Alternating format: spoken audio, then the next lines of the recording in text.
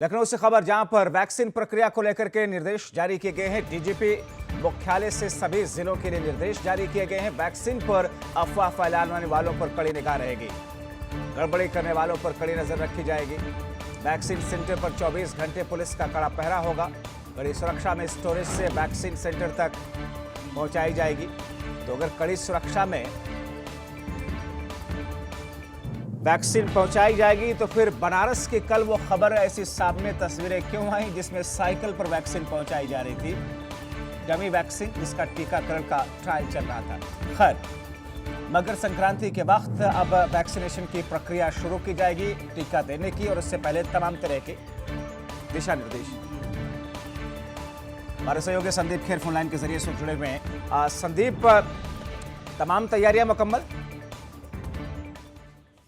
बिल्कुल जब्बार, आपको बता के वैक्सीनेशन को लेकर जिस तरह से पहले दिन से जो तैयारियां चल रही थी, उसी की जो व्यवस्था है वो काफी चुस्त दुरुस्त देखी गई थी। और अगर हम बात करते हैं कल को लेकर भी, जो जहां पर ड्राई रन हुआ है और उसके साथ साथ सब चीजें कह सकते हैं कि एक सिस्टम में लाई जा रही हैं, सभी जो कह सकते हैं व्यवस्था है वो मजबूत चल रही है। इसको लेकर तमाम तरह के निर्देश भी दिए गए हैं, वो चाहे अगर हम बात करें इंटरनेट मीडिया से लेकर या जहां पर भी लेकर, तो सभी तरह की जो व्यवस्थाएं हैं जब्बार वो चुस्त दुरुस्त दिखाई दे रही हैं। क्योंकि जिस तरह से देखिए, सीएम योगी ने साफ तौर पे कहा था कि मकर संक्रांति के दिन से वैक्सीन लगाने का जो कार्यक्रम है वो एक व्यापक स्तर पर शुरू किया जाएगा। हालांकि वैक्सीन लगने की बात पर भी उन्होंने ये कहा था कि इसमें आम और खास नहीं देखा जाएगा और सबसे पहले आवश्यक सेवाओं और 50 वर्ष से ऊपर के व्यक्तियों को वैक्सीन लगाई जाएगी। तो साफ तौर पे कह सकते हैं कि जो वैक्सीनेशन को लेकर एक अच्छी खबर आई है, उसकी जो तैयारियां हैं वो व्यापक स्तर पर चल रही हैं जबार। मगर इस अलर्ट के मायने क्या है?